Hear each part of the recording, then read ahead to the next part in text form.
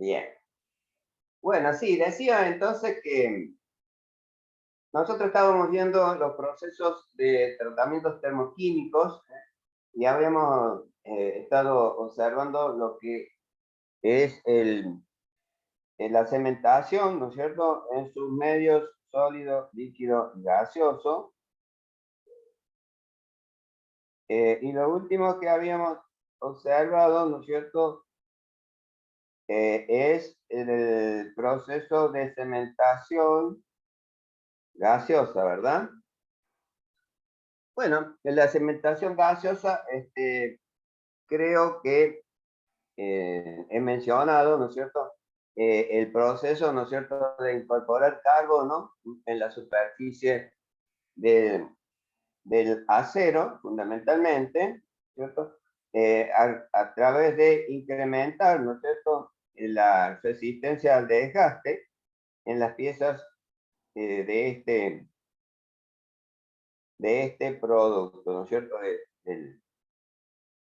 del acero, ¿no es cierto? Y también había observado, ¿no es cierto?, que en la cementación gaseosa, al igual que la líquida, nosotros podíamos incorporar nitrógeno, ¿no es cierto?, combinado al proceso de cementación, ¿no es cierto? Y en ese caso, el, pro- el, el proceso, ¿no es cierto?, en eh, en el medio gaseoso, ¿sí? Se denominaba carbonitrurado, justamente por la expresión, ¿no es cierto?, que deriva de incorporar carbono y nitrógeno, carbonitrurado. Lógicamente, estas piezas, ¿no es cierto?, adquieren mucha mayor resistencia al desgaste y normalmente, como veníamos conversando, ¿no es cierto?, se realiza sobre las ruedas dentadas, o sea, lo que nosotros denominamos comúnmente de este, engranajes, ¿no es cierto? En cualquier tipo, ¿no es cierto? Fundamentalmente, cuando hablamos de estos engranajes, hago referencia, ¿no es cierto?, a las cajas de variación de velocidad, ¿no es cierto?, es decir, la que llevamos incorporada en los vehículos automóviles, ¿no es cierto?, en general.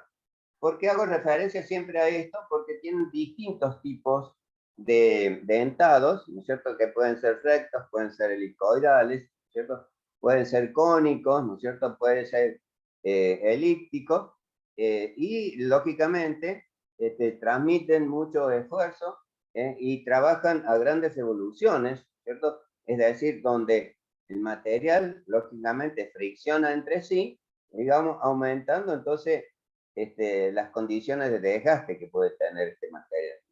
Entonces, además de tener esta característica, ¿no es cierto?, de endurecer la superficie, el material también tiene que trabajar, ¿no es cierto?, en un medio lubricado para que, lógicamente, ¿no es cierto?, ese desgaste minimice, ¿no es cierto?, este proceso de desgaste y a su vez, ¿no es cierto?, la lubricación también haga que el rodamiento, el rozamiento entre sí de las piezas sea mucho más suave. Por lo tanto, también, ¿no es cierto?, va a ser fundamental que el diseño de ese engranaje, de esa pieza, tenga, digamos, una buena elaboración en la tecnología, ¿no es cierto? Entonces, estos engranajes, como mencionaba, parten de un proceso de tratamiento que es el isotérmico, como les hacía referencia, ¿verdad? Recordando un poco eso, donde las deformaciones de la red cristalina del acero sufre menos, ¿no es cierto? Porque las tensiones, al transformarse la estructura, no va a tener, digamos, una elevada distorsión. Y una vez elaborado el diente, ¿no es cierto?, tenemos que efectuar el temple, ¿no es cierto?, para llegar a la dureza y resistencia al desgaste que había mencionado. Y todo el proceso, ¿no es cierto?, va incrementando, ¿no es cierto?, lo que es las tensiones, ¿no es cierto?, que va sufriendo la red cristalina. De tal modo que, llegado al final del tratamiento, que se denomina carbonitrurado, que es lo último que hemos visto, las tensiones que ha sufrido este material, digamos, son muy ligeras, controlables, digamos. Apenas micro, micros diferencias, ¿no es cierto?, en la deformación, que se atenúa, ¿no es cierto?, en el destensado final que lleva la pieza, ¿no es cierto?, son la consecuencia, ¿no es cierto?, de una buena terminación del material. Lógicamente, cuando se elabora mecánicamente la pieza, ¿no es cierto?, se hace la terminación perfecta, ¿no es cierto?, del tallado de los dientes, se manda al horno, ¿no es cierto?, las cargas correspondientes, se adelantan piezas de las series de piezas que van a seguir, ¿no es cierto?, a la que estamos en tratamiento, para que veamos cómo, ¿no es cierto?, se modifica en el proceso de carbonitrurado y temple, cómo se modifica, cómo se mueven, digamos así, las redes para que quede exactamente definida el perfil correspondiente a la pieza. Y lógicamente se va a mover hacia un sentido, según el tallado de ese diente, y en el proceso final, lógicamente, se compensa, ¿no? Se compensa justamente construyendo el dentado, previendo cómo se va a mover esa pieza y por lo tanto va a quedar a cero, como, digamos así, respecto de la característica que va a tener el perfil del diente. Y finalmente, ¿no es cierto?, ya la pieza se lleva a un engranófono que se llama, que se mide la rumorosidad que pueden tener el rodado de las piezas, y eso se hace con una pasta de pulir, ¿no es cierto?, que lógicamente va a corregir cualquier imperfección material, ¿no es cierto?, que pueda sufrir, digamos, esa pieza. De tal modo que esa pieza va a funcionar perfectamente en el conjunto, ¿no es cierto?, donde va a trabajar o donde va a cumplir la función correspondiente. Entonces, no sé si les mostré, no sé si les mostré el otro día, esta caja diferencial, ¿no es cierto? No sé si la aprecian bien. Esta caja diferencial, ¿no es cierto?, es de un auto Fiat. Está compuesta, ¿no es cierto?, por un par de engranajes que son denominados satélites, y dentro de esta caja, ¿no es cierto?, tenemos, o sea, este cuerpo vendría a ser, tenemos un engranaje que se denomina planetario, está ahí adentro, ¿no?, este que está aquí en la base. Si yo muevo el eje del planetario, vemos cómo se mueven los engranajes satélites. El eje satélite, ¿no es cierto?, los satélites, mejor dicho, están montados sobre un eje, ese eje está fijo a la caja que hay afuera, ¿no es cierto? Está fijo ahí. Entonces, los satélites giran, ¿no es cierto?, por movimiento del planetario. Este movimiento, lógicamente, ingresa a la salida de la caja de cambio y comunica, entonces, a las ruedas, ¿no es cierto? Estos engranajes satélites van a hacer girar, ¿no es cierto?, al palier, ¿no es cierto?, de ruedas, que va a producir el movimiento mecánico de las ruedas en el mismo sentido. Las dos ruedas van a girar en el mismo sentido. En cambio, el planetario va a girar hacia un sentido o hacia otro, según si voy hacia adelante en el vehículo o si quiero ir marcha atrás, ¿no es cierto? Pero las ruedas tienen que girar en sentido contrario, porque una está derecha y la otra está a izquierda. Y ese movimiento lo compensan los satélites, ¿no es cierto? Entonces, este conjunto se denomina, digamos, una combinación diferencial en ese sentido. Y estos engranajes, como ustedes ven, son carbonitrurados. Y si lo observan bien, no sé si la imagen lo permite, si lo observan bien, ¿cierto? Ven el brillo metálico que tienen en la superficie del rozamiento, Un poquito Un poco más. más arriba, un profe. aspecto despejado, ¿sí?, y un pequeño desgaste de alguna décima de Profe, ¿lo milímetro. puede poner un poquito más arriba? Sí, eso, dígame, perfecto.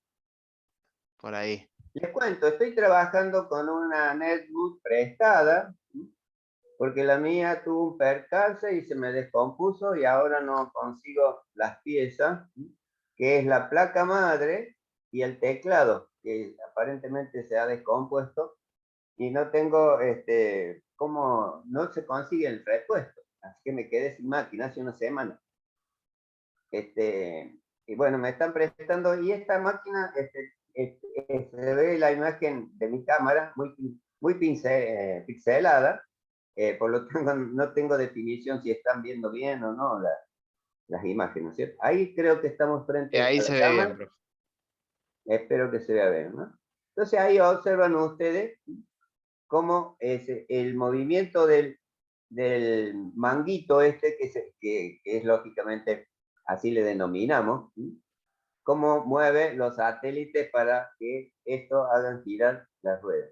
Ustedes ven que el perfil de esos dientes es bastante robusto, ¿no es cierto? Porque justamente aquí trabajan toda la potencia del motor sobre ese engranaje planetario. Y ese perfil de diente tiene una profundidad de carboniturado equivalente a 7 a 9 décimas de milímetro. 7 a 9 décimas de milímetro. Esa es la profundidad de capa de endurecimiento que ha tenido. Y bueno, son piezas de acero, de mucha aleación, pero a su vez, ¿no es cierto?, es bajo contenido de carbono, para que pueda absorber en la superficie la diferencia que buscamos, ¿no es cierto? El cuerpo de esta caja diferencial es fundido, o sea, de fundición de hierro. Y el eje, que conduce al engranaje planetario, es un acero templado. O sea, es un acero tipo 4340, aproximadamente, es un acero cromo molibdeno, ¿cierto? Y acá en este estriado, que empalma con el manguito, ¿no es cierto?, que tiene salida de la caja de cambio, es estriado, ¿no es cierto? Y ese estriado, luego de que se ha elaborado la pieza, y lógicamente se ha producido el estriado, va templado por inducción, ¿sí?, para aumentar la resistencia al desgaste que va a tener ese manguito, ¿no es cierto? Lógicamente, este estriado no tiene juego, ¿no es cierto?, en el manguito, sino que tiene mucha presión nada más, ¿no es cierto? No como los engranajes que van rodando en forma permanente. Entonces, tenemos tres tipos de aleaciones en el caso que estoy mencionando para esta caja diferencial, ¿sí? En algunos casos, ¿no es cierto?, los engranajes tienen un ligero esmerilado, así como el eje, ¿no es cierto?, porta satélite, luego de que ha sido carboniturado, es rectificado. Rectificado justamente para lograr la superficie de rodamiento de los satélites sobre, digamos, como ajuste, ¿no es cierto?, en las revoluciones que se va a mover, y además, ¿no es cierto?, porque tiene que tener, digamos, una medida muy precisa sobre justamente el agujero de los satélites. Entonces, tenemos que considerar, ¿no es cierto?, todo el proceso que ha llevado esta pieza para lograr, digamos, el resultado que buscamos, ¿no es cierto? Bueno, lógicamente esta pieza es, como decía, muy robusta. Si la comparamos con los engranajes, ¿no es cierto?, de esta caja de cambios, ¿no es cierto? Bueno, eso quería mostrarle para que observemos, ¿no es cierto?, cuáles son las características de todo el proceso que va a llevar, ¿no es cierto?, el conjunto, ¿no es cierto?, de los procesos tanto de tratamientos térmicos sin modificar la composición química, como los tratamientos termoquímicos donde la composición química de la superficie, lógicamente, incrementa, digamos, la composición, ¿no? Bueno, no sé si tienen alguna pregunta al respecto.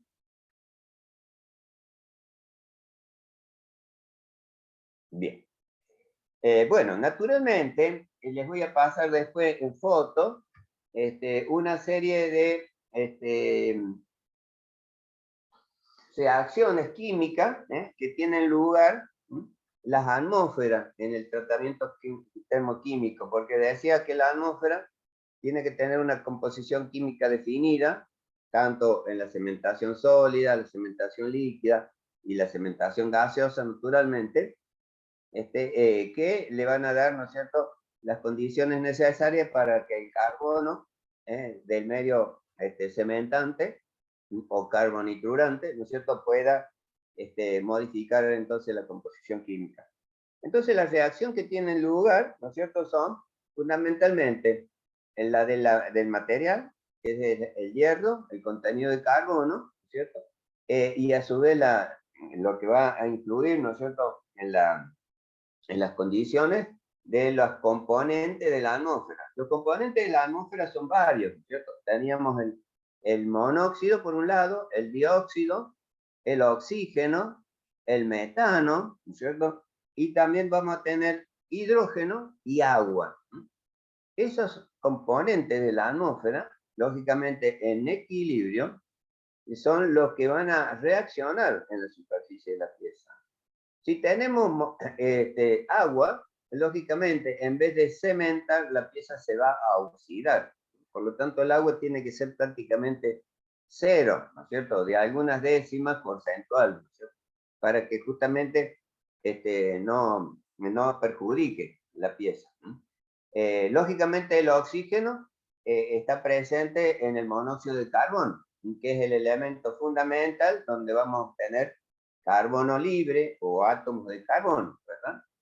Entonces, todo este balance, ¿no es cierto?, es regulado, y de ese modo vamos a tener distintos productos de estas reacciones, ¿no es cierto? Las atmósferas pueden ser cementantes, que eso sería lo más esencial, ¿no es cierto?, pero también pueden ser oxidantes o pueden ser reductoras, ¿no?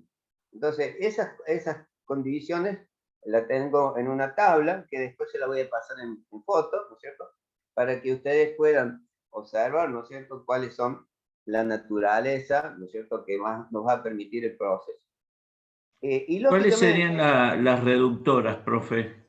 sí, Las reductoras.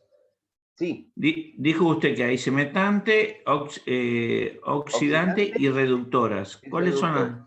Las reductoras, lógicamente, hacen referencia al contenido de carbono de la pieza. Es decir, cuando el potencial, ¿no es cierto?, de hierro, ¿no es cierto?, puede absorber o modificar el tipo de óxido que se puede producir. ¿Se entiende? Porque en vez de producir, por ejemplo, un carburo de hierro, puede producir un óxido, porque lógicamente reduce el potencial de carbono la presencia del oxígeno, digamos, sobre la superficie del material. Entonces, ahí ustedes van a poder ver, ¿no es cierto?, el tipo de reacción que va a modificar las condiciones del proceso. Pero bueno, cuando uno ya está, digamos, en el tema, ¿no es cierto?, en el análisis pormenorizado de la actividad, ya uno empieza a familiarizarse con el producto ¿no? Bueno, ahora entonces, comprendido, ¿no es cierto?, cuál es el proceso en general del carbonitrurado o el cementado, ¿no es cierto?, vamos a mencionar que dentro de los medios, ¿no es cierto?, que habíamos denominado sólido, líquido y gaseoso, también se puede hacer en vacío. En vacío, digamos, lo que hacemos es independizar la primera fase, ¿no es cierto?, del material, es decir, en vez de tener carbón, perdón, en el proceso sólido o Profe, todo lo el, que está diciendo está en el PDF, ¿cierto? En el PDF que ¿cómo, pasó el perdón? grupo. Que todo lo que dice está en el PDF, ¿o no? Del grupo. Sí, sí, sí, Ah, está ahí, y aparte estamos grabándolo para que después ustedes puedan obtener la información. Digamos, además entonces de, ¿dónde había quedado?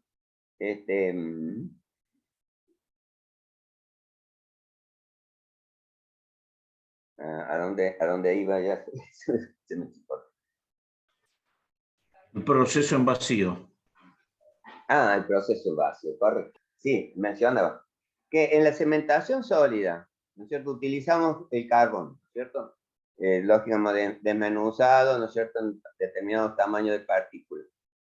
En la cementación líquida, utilizamos las sales inertes, fundidas.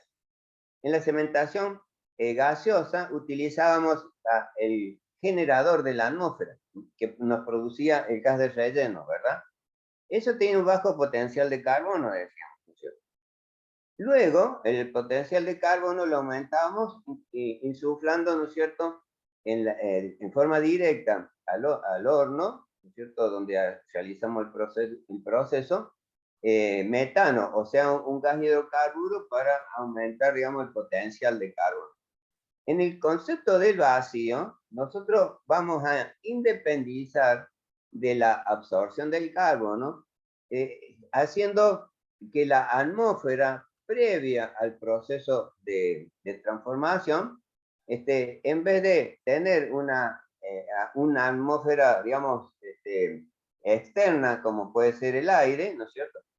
Nosotros vamos a tener vacío. O sea, antes de tener aire, sacamos ese aire, producimos vacío, y es todo ese proceso, ¿no es cierto?, de sacar el vacío y a su vez incorporar la carga en el horno, se hace en una especie de instalación, ¿no es cierto?, hermética, para que, lógicamente, la pieza ingrese, no se oxide, sino que hemos efectuado un vacío, posteriormente hemos introducido nitrógeno, y ese gas, ¿no es cierto?, nitrógeno, es el que va a ser de puente de la cámara de vacío de precalentamiento a la cámara del proceso de tratamiento termoquímico definitivo. Entonces, cuando nosotros hemos incorporado nitrógeno, que no nos va a oxidar la pieza, ¿no es cierto?, pasamos a la cámara en el mismo compartimento estanco, ¿no es cierto?, pasamos la carga de piezas a la etapa del proceso de carbonitrurado, que es lo que normalmente se usa porque garantiza mejor el procedimiento, ¿no es cierto? Pasamos a la cámara de nitrurado y carbonitrurado, y ahí insuflamos el gas para carbono, o sea, el gas natural, y el gas amoníaco, ya combinado para que el proceso se realice en forma directa. O sea que ganamos tiempo, ¿no es cierto?, y hacemos más ágil el proceso de transformación. O sea, es más dinámico. Por supuesto que estas cámaras de vacío son lo que es último en la tecnología, ¿cierto?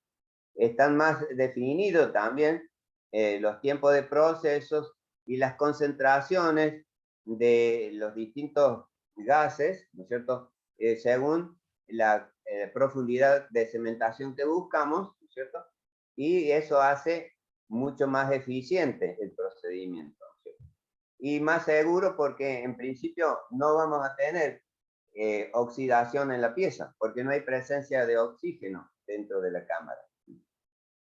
Ese es entonces el proceso en vacío. Es la última tecnología que hay, ¿no es cierto? Por supuesto que esta tecnología se utiliza, digamos, en las plantas de fabricación, ¿no es cierto?, más avanzadas, ¿no es cierto? Por ejemplo, aquí en Córdoba, Volkswagen, ¿no es cierto?, usa hornos de carbonitrurado en vacío. En cambio, en lo que es Renault, no tiene esta capacidad. Tiene los hornos clásicos que nosotros hemos visto de carbonitrurado en fase gaseosa. Bien. Bueno, esto sería entonces, en general, todos los procesos, ¿no es cierto?, que vemos en carbonitrurado en este caso. Bueno, ahora vamos a ver lo que es nitruración. Nitruración. Y aquí tengo, digamos, definido el procedimiento de nitrurado, ¿no? Nitrurado. Al igual que la cementación, ¿no es cierto?, el caso del nitrurado también nos va a proporcionar una capa de alta resistencia al desgaste. Como les comentaba, en el carbonitrurado, incorporar el nitrógeno en el proceso nos generaba nitruros. Creo que no, lo estamos recordando. Y los nitruros, como también menciona, son de más dureza que los carburos que se logran en la cementación. Pero a su vez, ¿no es cierto?, las diferencias están en que en los nitruros van generando, digamos, una oposición, ¿no es cierto?, a la, digamos, a la absorción, ¿no es cierto?, del carbono y del nitrógeno, ¿no es cierto?, que hace que sea más limitada la profundidad que se logra de los nitruros en la superficie del material. Entonces, el nitrurado, entonces, nos da una dureza extra. Nitruro más duro que la cementación.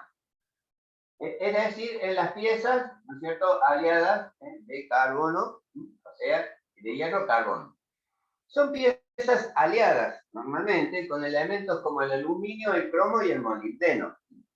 Generan nitruro, y también el hierro, ¿no es cierto?, generan con estos elementos estos nitruros de gran dureza.